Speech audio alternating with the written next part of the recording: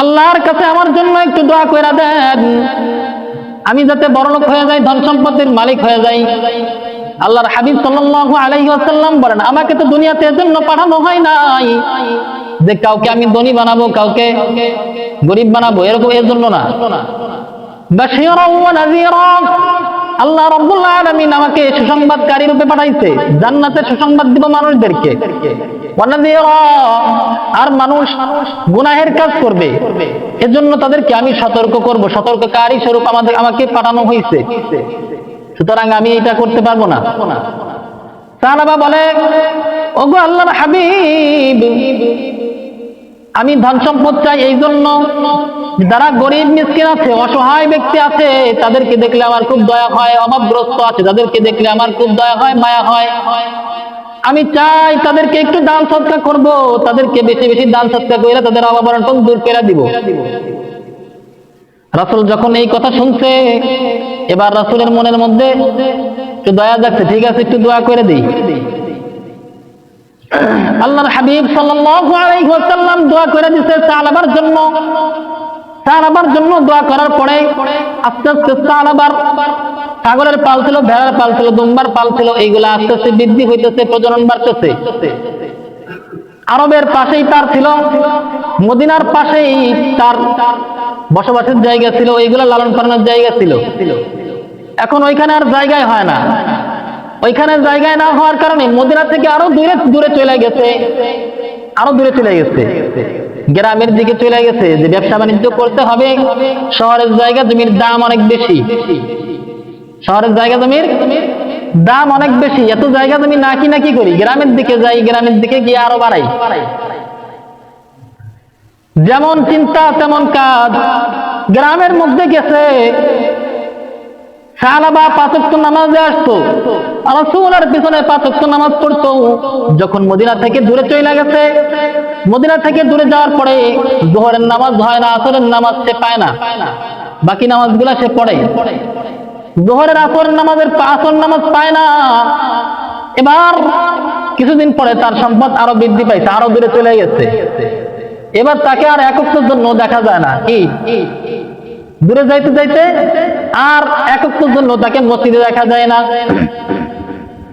আল্লাহর হাবিব সাল্লাল্লাহু আলাইহি ওয়াসাল্লাম সাহাবীদেরকে জিজ্ঞাসা করতেছেন, ওগো আমার সাহাবারা, সাহাবাকে তো দেখি না, সাহাবা কোথায়? বলে, ও আল্লাহর হাবিব, আপনি তো দোয়া করেছিলেন তার ধন সম্পদ বাড়ানোর জন্য, আল্লাহ তার সব কিছু বাড়ায় দিতে, কিন্তু এখন সে নামাজে এদিকে আসে না। নামাজ পড়ে কি না পড়ে এটাও আমরা জানি না, নামাজ পড়ে কি না পড়ে এটাও জানি না।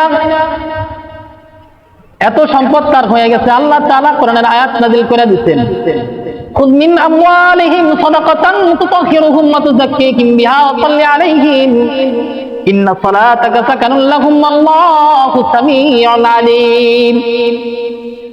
আল্লাহ তাআলা আয়াত নাযিল করে দিয়েছেন, বিধান দিয়ে দিয়েছেন, ওগো আমার হাবিব, যাদের ধন সম্পদ বাড়ছে তাদের কাছ থেকে যাকাত উসুল করেন, তাদের আত্মাকে পরিশুদ্ধ করেন, তাদের সম্পদকে পরিশুদ্ধ করেন, তাদের সম্পদকে পবিত্র করেন। আরবে তখন যাদের ধন সম্পদ ভালো লোক ছিল, তাদের লিস্টিগুলা আল্লাহর হাবিব সাল্লাল্লাহু আলাইহি ওয়াসাল্লাম সাহাবীদের মাঝে দিয়ে দিয়েছেন। সাহাবীরা এক ব্যক্তির কাছে গেছে, তোমার সম্পদ থেকে যাকাত দিতে হবে। বলে, ঠিক আছে যাকাত দিব, যতটুকু পরিমাণ হয় নিয়ে যাও। আল্লাহর হাবিব বলছে, তো ঠিক আছে নিয়ে যাও, কতটুকু লাগে নিয়ে যাও। কিন্তু যখন ওইখান থেকে সাহাবার কাছে গেছে, সাহাবা কিন্তু নিয়ত করছিল, আমাকে যদি আল্লাহ রাব্বুল আলামিন সম্পদ দেয়, আমি গরিব মিসকিনদেরকে দিব, অভাবগ্রস্তদেরকে সাহায্য করব, অভাবগ্রস্তদেরকে সাহায্য করব। এবার সেই সাহাবার কাছে গেছে, সাহাবা বলে, এত সম্পদ এটা তো ঠিক হইল না, আমরা এমন এক দেশে থাকি, এটা জিজিয়া দেওয়ার মতো হয়ে গেল, এটা আমি দিতে পারবো না, নিষেধ করে দিচ্ছে।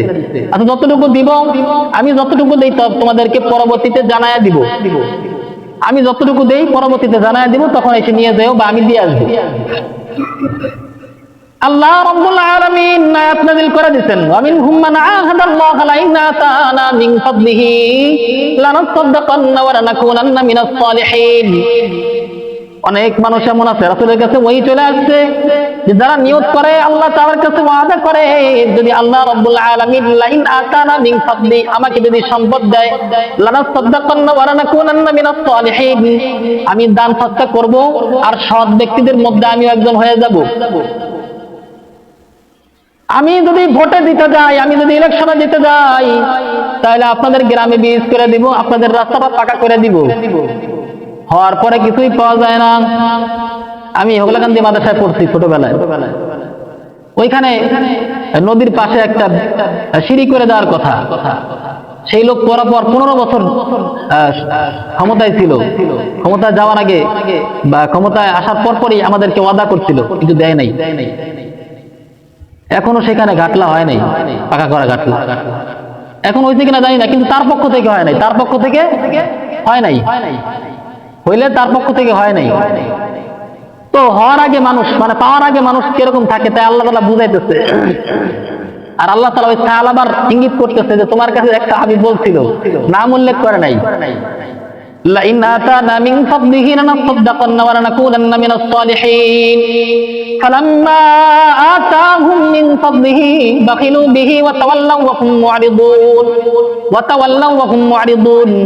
আল্লাহ রাব্বুল আলামিন বলেন, যখন তাদেরকে সম্পদ দেই, যখন তাদেরকে আমার অনুগ্রহ আমার দয়া দিয়ে তাদেরকে ভরে দেই, তখন আমার কথা তারা ভুলে যায়, তখন তারা অস্বীকার করে, বাখিলু বিহি, তখন তারা কৃপণ হয়ে যায়, ওয়া তাওয়াল্লাউ ওয়া হুম মু'রিদুন, তখন তারা আমার দিক থেকে মুখ ফেরায় নেয়, আমার রাস্তা থেকে মুখ ফেরায় নেয়, আমার রাস্তা থেকে কি করে মুখ ফেরায় নেয়। ওয়া হুম মু'রিদুন, বরং তারা তো এরকমই লোক, তারা মুখ ফেরানোর মতো লোকই। তাদের অবস্থা কেমন হবে?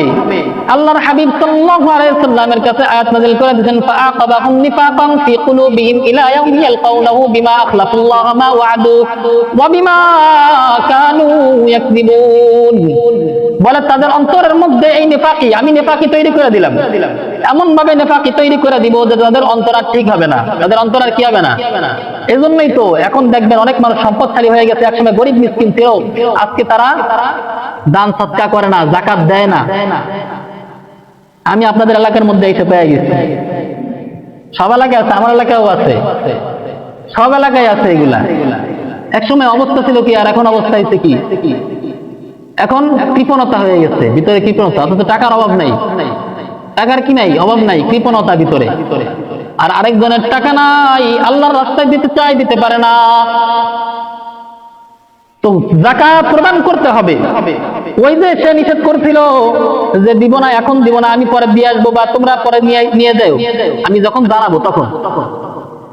আল্লাহ তাআলা যখন ওহী নাযিল করে দিয়েছেন, আল্লাহ তাআলা ওহী নাযিল করে দিয়েছেন সাহাবার ব্যাপারে, সাহাবারা খবর নিয়ে আসছে, সাহাবার এক চাচা খবর নিয়ে গেছে, ওগো সাহাবা রাতের বেলায় ঘোড়া টান দিয়ে গেছে, ঘোড়া নিয়ে চলে গেছে, ও সাহাবা তোমার ব্যাপারে আল্লাহর হাবিব সাল্লাল্লাহু আলাইহি ওয়াসাল্লামের কাছে ওহী চলে আসছে, তুমি যে এই কাজটা করছো, তুমি যে যাকাত দাও নাই, এ ব্যাপারে ওহী নাযিল হয়ে গেছে, তোমার ধ্বংস আসার আগে তাড়াতাড়ি যাও, তোমার যাকাতটা নিয়ে যাও। রাতের বেলায় সাহাবা বের হয়ে গেছে, তার ওই যে যাকাতের পরিমাণ সম্পদ হয় ওগুলো নিয়ে বের হয়ে গেছে, এগুলা নিয়ে মসজিদে নববীর সামনে দাঁড়ায় গেছে। আল্লাহর হাবিব সাল্লাল্লাহু আলাইহি ওয়াসাল্লাম নামাজ পড়া কয়, কিরে এমন অবস্থা কেন, এত সম্পদ আসলো কোত্থেকে, এত প্রাণী দেখা যায় কেন? বলে এগুলা সাহাবা বলে, ওগো আল্লাহর হাবিব আমি যাকাত দেওয়ার জন্য চলে আসছি। আল্লাহর হাবিব সাল্লাল্লাহু আলাইহি ওয়াসাল্লাম বলেন, জিবরাইল তোমার ব্যাপারে আয়াত নিয়ে আসছে, তোমার যাকাত যেন আমি গ্রহণ না করি, তোমার যাকাত আমার লাগবে না। আল্লাহ তাআলা এটা বলে দিচ্ছে, আল্লাহ তাআলার তোমার যাকাত লাগবে না, আল্লাহ তাআলা গরীব না, আল্লাহ তাআলা গরীব না, বলে যাকাত দিব কেন? এই যে কিছু বিষয় শিখলাম, যাকাত যদি না দিই, যদি কৃপণতা করি, আল্লাহ তাআলা এমন ভাবে আপনার উপর থেকে মুখ ফেরায় নেবে, আপনার অন্তরের মধ্যে নিফাকি থাইকেই যাবে, আর আপনি আল্লাহ তাআলার রাস্তায় যাকাত দেওয়ার মতো মন মানসিকতা করতে পারবেন না। যাকাত দেওয়ার মতো মন আপনার তৈরি হবে না, কারণ আপনার অন্তরের মধ্যে নিফাকি, আপনার সম্পদ কইমা যাবে, এই চিন্তা আপনি করেন। এজন্য আল্লাহ তাআলা বলেন যাকাত দিতে হবে, যদি যাকাত না দাও শাস্তি আছে। যাকাত যদি না দাও শাস্তি আছে। আল্লাহ তাআলা কোরআনের মধ্যে আয়াত নাযিল করে দেন, ওয়াল্লাযীনা ইয়াকনিজুনা আয-যাহাবা ওয়াল ফিদ্দাতা ওয়া লা ইউনফিকুনাহা ফি সাবিলিল্লাহ।